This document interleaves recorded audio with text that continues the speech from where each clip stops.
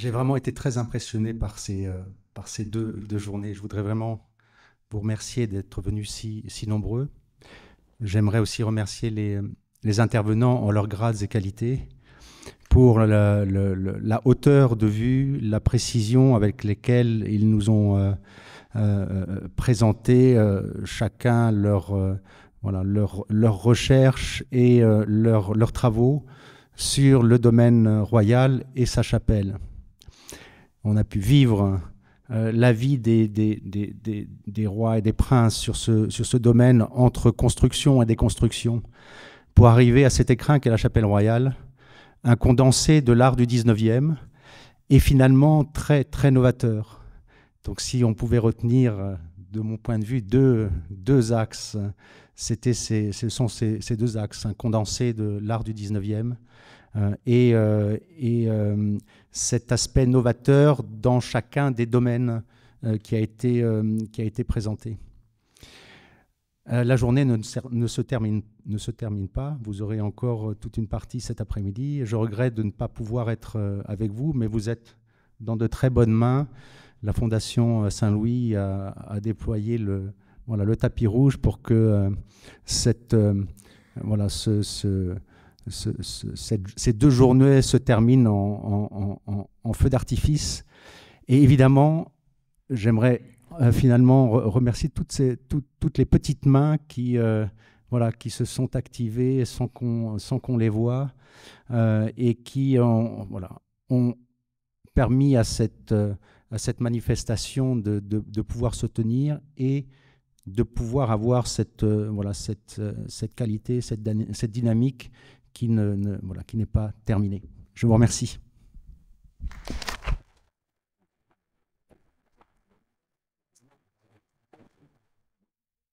Merci beaucoup, Monseigneur, de vos paroles.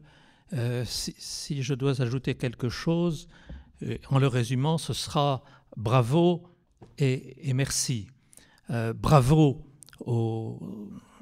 à toutes les personnes qui se sont unies pour concevoir ce projet qui était très ambitieux, 2 journées d'études sur un site à la fois glorieux, méconnu, insuffisamment visité. C'était une idée forte et j'admire l'audace de la conception et je remercie toutes les personnes qui se sont unies à travers des discussions, à travers les études qui avaient été préalablement faites, ont pu établir un programme aussi riche. Vraiment, je crois que j'interprète les sentiments de toute notre Assemblée en disant que chacune des interventions a été passionnante, nous a appris beaucoup de choses et nous a enrichis. Donc, une manifestation très réunie, très réussie. Cette manifestation traduit une méthode de travail qui me paraît excellente et qu'il faudra répéter, quitte à l'enrichir, qui est l'étroite collaboration entre une fondation reconnue d'utilité publique, la Fondation Saint-Louis, et l'État. L'État, dans toutes ses dimensions, nous avons bénéficié, nous continuons de bénéficier de la protection et de l'aide, des conseils du préfet de région, du préfet d'Eure-et-Loir et de toutes les équipes que l'État déploie, aussi bien au niveau de la région qu'au niveau du département, en particulier, évidemment, la Direction régionale des affaires culturelles, qui est notre partenaire absolument essentiel depuis des années et qui a apporté non seulement beaucoup d'idées, mais une forte collaboration pour la réussite de ces journées. Au-delà des autorités de l'État, nous avons travaillé avec des équipes de la ville et dans toutes ces dimensions, nous bénéficions d'un accueil très agréable et parfaitement organisé dans ce théâtre municipal de Dreux. Je l'admire, je le découvre et ça nous a permis de travailler d'une façon très, très sereine et très utile. Merci donc à la ville de Dreux. nous n'épuisons pas le sujet en magnifiant la relation entre la Fondation et l'État. Je crois qu'il y a une leçon à en tirer, c'est que ça ne suffira pas. Le programme de travaux que l'architecte en chef des monuments historiques vient de dessiner pour les années à venir est tout à fait intéressant, mais il montre évidemment que ça nécessitera la réunion de moyens, notamment de moyens financiers très considérables. L'État, je sais, est disposé à prendre sa part, la Fondation le fait de son mieux aussi, mais nous devrons nous atteler ensemble à trouver d'autres sources de financement, que ce soit par le mécénat, par des fonds de dotation, que sais-je. Nous avons là un travail d'invention à faire. Nous avons au total, à mon avis, une feuille de route maintenant très exigeante pour la Fondation Saint-Louis, en tout cas je le dis en tant que président de cette fondation, pour mettre en œuvre beaucoup des recommandations ou des conclusions implicites de toutes les interventions qui ont été faites pendant ces 48 heures, ces 36 heures du colloque. Alors évidemment, un premier engagement va de soi, c'est de publier les actes du colloque.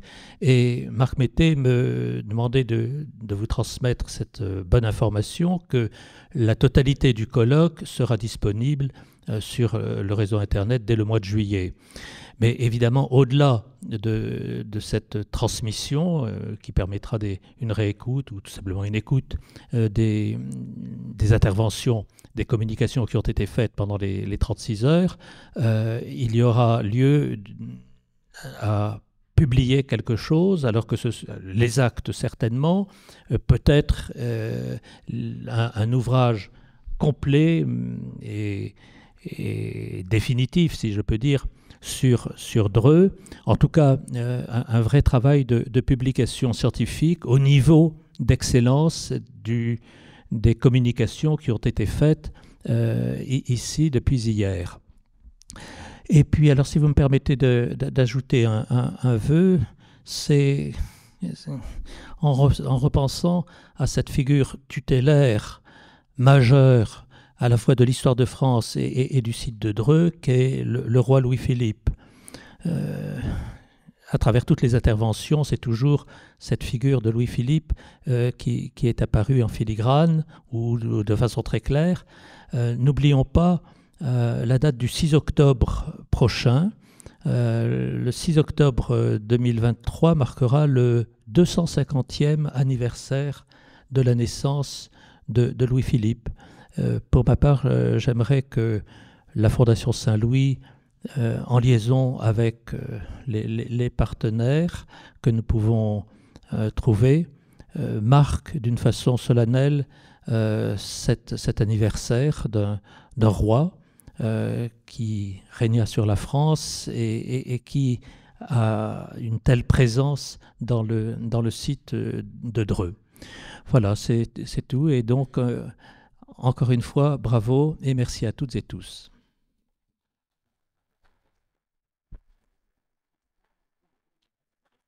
Très bien.